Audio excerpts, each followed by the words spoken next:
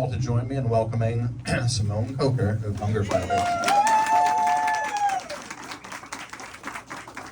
Hello, everybody. Feel free to kind of squeeze in and fill up the aisles if you need to. Plenty of room in the back. So first of all, thank you all for coming today and joining us in the pantry. For you first-timers, it's great to have you so you can see the kind of food that we have, the impact you make through your donations, and as you're thinking about making more donations, you can see what we take. I wanted to introduce my two staffers, Marley and Amber Lee. These two are the actual, they run the show. I just do what they told me to do. So Marley's our pantry manager and Amber Lee is our inventory coordinator. And then along with our amazing volunteers that we have that really help keep the place running. So, okay. You hear me better? No? All right. So first of all, thank you all again for coming, and I just wanted to give a big shout out and thank you to everyone who's been donating the past couple weeks during the shutdown and trying to help bolster our stock and donations and everything. It's been amazing to see the turnout. So if you've donated cash, money, time, food, anything, thank you so much. And then a quick overview of the pantry, especially for those of you who have never been here before. It's working. This is trying to find the right spot of it. So we were started in 2014 by an 8th grader at Lake Oswego Junior High School. It was an after-school program that has now turned into this after 12 years. We are going into our 10th anniversary as a 501c3 nonprofit in 2026, which we're really excited about, and really excited about expanding our programming and deepening our impact through the pantry.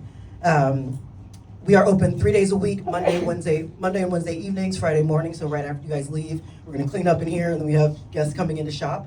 And our shoppers can come twice a month and take what they need. So you'll see the arrows on the ground, they grab a cart, which you might have seen there in the back, and they just shop like they would at a normal grocery store. We feel like we wanna give people autonomy, normalcy, let them take what they need. You'll see the limit signs on the different products.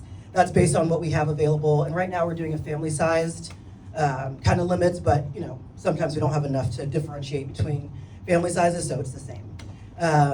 What else? We get our food through donations from individuals like you all, businesses, food drives, and then any financial donations. Our amazing Amber Lee takes it and goes shopping. She does a great job of doing price comparisons and figure out where the best deals are, looking for sales, all of that, and then we fill the back stock with what we are missing. Let me see. What else did we want to talk about here real quick? Oh, we're a low barrier pantry, meaning that we have no restrictions. Anyone can shop here, no questions asked, no income requirements, and no zip code requirements. What's interesting to a lot of people is that the majority of our guests do come from Lake Oswego, which is always like, well, oh my goodness, that's crazy. Hunger's everywhere. So Lake Oswego and the surrounding communities are the majority of our population, and then, radiating out into Portland a little bit. And on that note, let me get back to my thoughts here.